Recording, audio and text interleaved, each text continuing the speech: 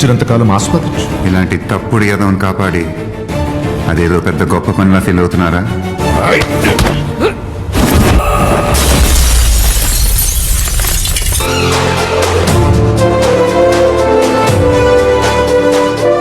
రాజకీయాల్లో ఏం చేసినా ముందు వెనక చూసుకుంటారు. ముందు గ్లాస్ టేబుల్ ఉందని చూసుకోవాలి కదా బ్రో. రిలాక్స్, మంది ఎక్కువైపోయి పడిపోయాడు. నో ప్రాబ్లం, మీరండి. ప్రమాణం చేసి చివరిదాకా మాట మీద నిలబడితేనే కాల్డ్ మ్యాన్ అని చిన్నప్పుడు మా అమ్మ చెప్పింది. దాన్ని తెలుగులో మగాడో మునగాడో ఏదో అంటారనుకుంటాను. మగాడే సార్. నేను తప్ప అలాంటోళ్ళు ఈ రూమ్లో ఉన్నారా అన్న డౌట్.